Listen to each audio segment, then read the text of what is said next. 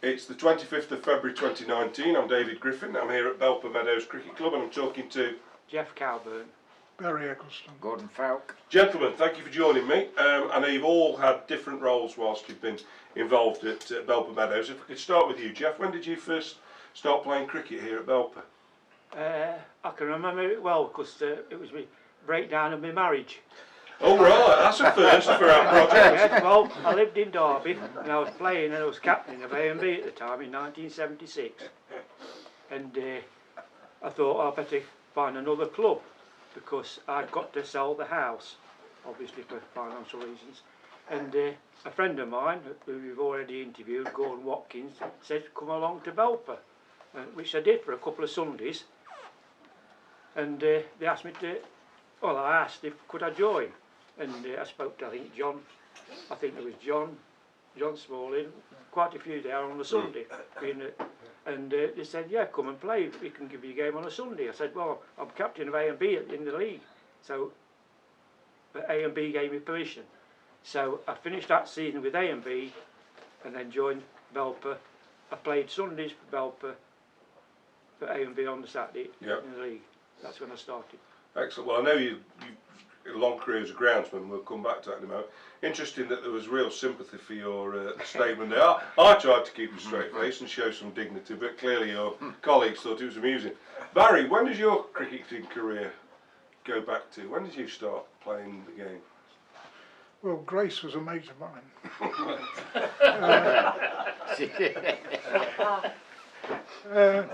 I started playing at 4 at boarding school. Right. Club cricket I started playing when I was, the trouble is national service came in at 18. Yes. So I went from school to national service, and when I got out, the first club I played for here was Derby Rugby Club cricket team. Right. We played one day at Belper, and so I played for Belper one of the days of the weekend. Obviously it was Sunday because I was reporting on Saturday. And then that was in the 50s, mid-50s. And then I went on my travels, and when I came back to put Radio Derby on the air in '69, I immediately came back to Belper. Did you play any national service cricket? Yes. Which branch of the services were you in? I was in the army and I played in Malaya. Did you? For combined services in Kuala Lumpur and against and Rutherford against Tonga. Right. And there were little teams from New Zealand and Australia coming over to Malaya, so I played in Kuala Lumpur and Penang and Kuala Kubaru and various places, Singapore.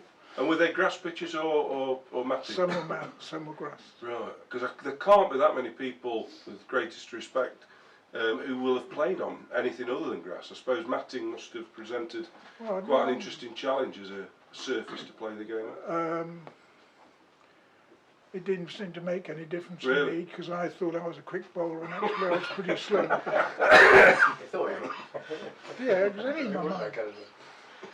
We'll come back to you in a minute, Barrie. Gordon, when did your career start in cricket and your involvement at Really at school. Meadows? I was at Long Road School, and one of our teachers got his dual role, and he was a sports master. His name was George Hinchcliffe.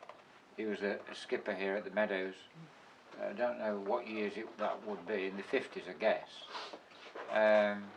So we played football in Belper Town, and then in the summer we were on here playing cricket. And so were you playing at school, as you say you played, was that formal cricket or just... No, we were just practising and got some nets up here, and it grew from there. And then I left school, 57, then about 58, I was walking through Belper and Hinchcliffe shouted at me, "Gordon, you still got some whites?" I said, "No, I haven't got any." "You got some white jeans, and this and that." He says, "Right, triangle half 11, we're going to Buxton, onto the county ground." "Yeah, right, okay, then, yeah, fine, I'll be there." And we had a match up there, and we bowled out for 49. I was in at number 11. 49 all out we were. Did you get any runs? 1 not out, I think. Brilliant. Can't blame you then, can I? Good then, Barrie, wasn't it? And we had a beer match. And I got a couple of wickets in this beer match, and coming back in the car, Dennis Hope said to, I think it was Dennis Hope, and he said, report to the Meadows tomorrow and see John Holmes at 1 o'clock. What, me? Yeah. Report to John Holmes, 1 o'clock. That was it. So I played here in this particular match, and but he bowled me 2-3 overs, something like that. No, 60. It wasn't that bad, Barrie. Might know 55, I think. I don't know if you played, can you remember? No. Geoff, Yeah, come, sorry, I'll come back to you and say, Geoff, Yeah, no, you've you're come from A&B where a lot of big characters Oh, yeah. presumably at that time, I presume Arnie Gaskin and Yeah, Tony Foulk sadly I've and- been to two and others. or three Yeah. funerals lately, and David Owen, Tony Pope, Very, very good standard of cricket. What Arnie's all right. Yeah. were you? What did you do? Were you batsman, bowler? I was off spinner, just made Right. slow ball. And what was the standard like when you came to Belper Meadows? Very good. Right. Sorry, yeah, it was good. Good ground, good. And it's, of course, the first season I was in '76, I was just playing Sundays Yeah. for 3/4 of the season, and I mean there were some pretty good fixtures, very good fixtures. Not side as John Holmes has mentioned, like exceptional Yeah. players. Yeah. In terms of your career, Barrie, you talked about you were playing cricket and you were doing your broadcast or your journalistic work. So what field of journalism were you in? Was this the written? Well, I started off in news, and you never lose the news side of it. But I got involved with sport. I did rugger for the Beeb on air, and then I did cricket. And then I did Derby County for many years under Brian and Dave Mackay. And then the fortunate thing about opening Radio Derby was, once the football season had finished, I never worked on a Saturday afternoon during the summer. That's why I was able to play from 69, 70 here. And this was always your club. You didn't, because you'd obviously been a bit of a, you'd wandered around it with the sounds of things because of your job and the force. Yeah, exactly. Yeah. So 69, 70 was when I became a permanent member of the team. And your career, obviously, you were started as a very young man. Did you play first team cricket for most of your career? No. There's a bit of a gap really, because I played, when I say 16, 17, I did play for the Seconds a few games. I can't remember batting or bowling, but I turned out. Dennis Hope was captain. Who John knows, don't you, John?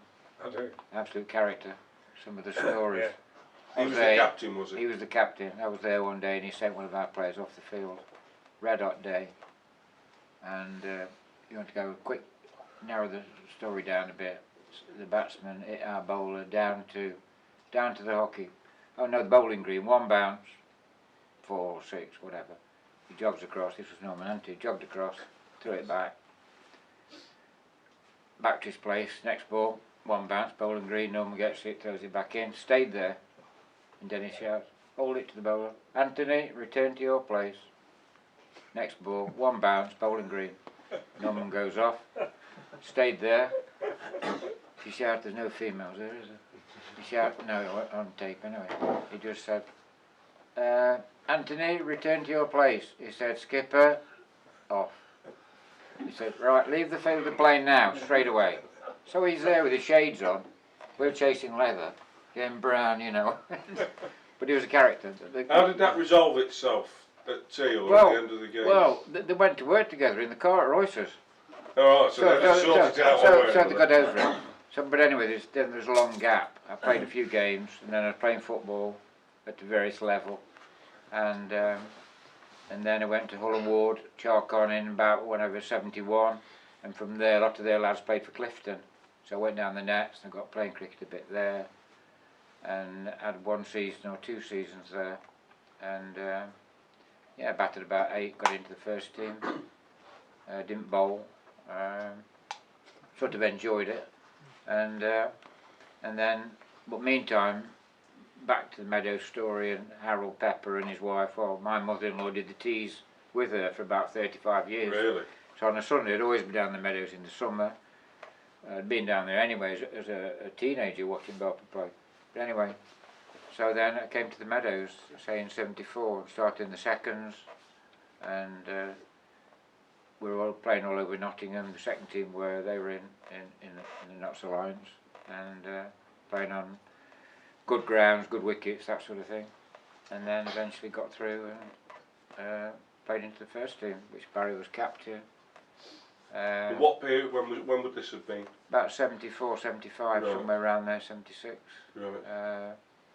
Yeah, some great people in the club. What was Barrie like as a captain? You've already described one captain who sent people off. What was Barrie like? Was he a laid-back he was a captain bit- or a disciplinarian? He was a bit over the top at times. You know, somebody, you know, he'd take a wicket, then the next minute from mid on I was at short leg, and the next ball was short, he wouldn't pass me here, you know. But no, he's a good captain and enjoyed it very much. Good job. If I you can- said that. Just go back No. to you, Geoff, because you ended up working on the ground, becoming the groundsman. So how did that translate from playing the game? Did you have an interest in groundworks or Yeah, well, I mean, gardening? going back, you see, in the earlier, when I was 16, 17, at A&B, you wanted volunteers to mend the pitches. You haven't got the tackle that they've got nowadays, so I was used to doing pitches, cutting, mowing and rolling in them days. Anyway, 92, sorry, not 92, 96, 97, we got somebody outside doing the pitches here, and he was going to finish. The club said there's going to be a groundsman's job, and it just coincided within a couple of months of me getting laid off, redundant in insurance wheel, when the insurance wheel started to collapse, 96, 97, and I took this sort of part-time job, pay-wise, full-time job, work-wise. But no, I've enjoyed it.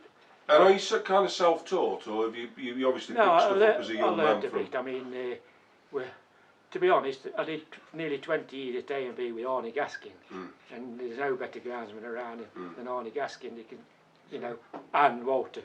I got to Of know course, Walter yeah. very, very well. Yeah. Are the challenges greater today for pitches? Because I mean, presumably when you started doing it at A&B, there was still uncovered pitches, weren't Oh there? yeah, they're uncovered. Yeah, yeah. So is it But you easier still to prepare a pitch today or not? With the tackle we've got here now, it's not easy. Right. No. That's a plea for them to Yeah. spend some money. Well, yes, but you can plead and plead like you like. Is there any hockey people there? This is where the money's gone. Here. It's built. So this is a plea for a what? A new mower or a new scarifier? Oh yeah. Yeah. Oh, yeah. He wants a hover cover. Oh, yeah, oh, right. The hover cover, yeah. Oh, well, Yeah. So, but, all the time I had here, Barrie was captain when I came here, and they've been brilliant. Social wise and everything here, it's been like home to me, to be honest. Barrie, what is the, I mean, it's a bit of a trite question in many ways, but what's the attraction of club cricket and local cricket? Because you've clearly covered sport at a high level, you've been involved in sports broadcasting and journalism at a high level, but there's something still unique about local recreational cricket. What is Well, it? initially it was the booze. I Because asked for that, really. it's true to say that before the breathalyzer, Ah, this was quite a place to come to. yeah, certainly is. People used to come from all over the place. I got pissed here many days.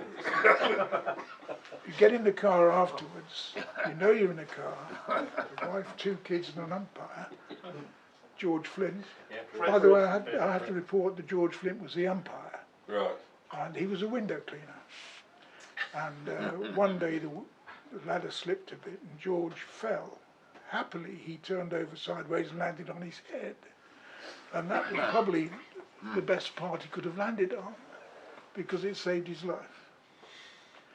He was a bit thick, but he was a very good scorer. Brilliant. What did I say? He was an umpire. Said he was an Well, umpire. sorry, he wasn't an umpire at all. He was the scorer. Yeah, you used to umpire though, Barrie. Did You're he? quite right what you said, yeah. Yeah, it did. I was right for a change. No, it was a very, very entertaining weekend, Saturdays and Sundays. Families used to come down here, wives used to come Yeah. down, the kids used to come down. Yeah.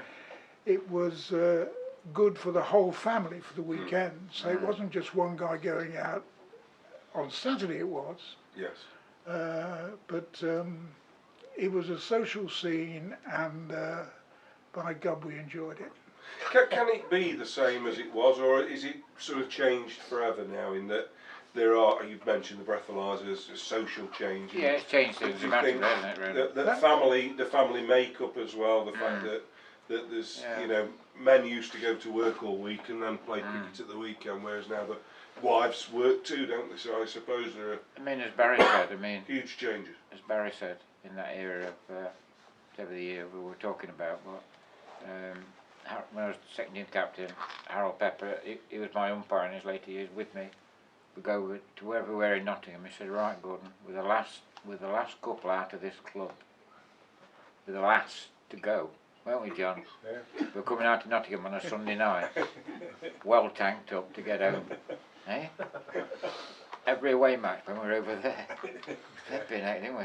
I've had some interesting stories about Could I tell you a pre-breathalyzer story days. about? Could I tell Tell you a away, story Barrie. about Harold Pepper? Absolutely. He was the only man who, when drunk, would drive home and straight over islands. That was Yeah. the first thing. He used to use the curb as a guide. Oh yeah. And the second thing was he used to love really taking a piss out of cricketers. He didn't show it, but he did. I'll just give you, I've got to be personal because I was bowling. I was bowling here, and I had 3 LBWs in an over. Not out, he said. Not out, not out. At the end of the over, I turned around to him and said, "What are you doing, Harold?" I said, "All 3 were plumb." And he went into his sort of, "I'm educated and I'm going to give you a little lecture" type of mode. And he said, Yeah. "Let me tell you, Barrie, I agree with you entirely that the ball, the spheroid, would have gone up in the air and bounced, and it would have hit the pad, and it would have hit the wicket. The only problem is you're so quick now that the ball wouldn't, the spheroid wouldn't be travelling fast enough to knock the bloody bail off." And that's an absolutely true story. Interesting that you talk about going over islands, because believe it or not, and I won't name the name, but if you watch enough of these recordings, you'll find out who it was. But someone else apparently did that as well back in the pre-breathalyzer days. Gentlemen, thank you very much for your contribution. It's been very interesting. Thank you.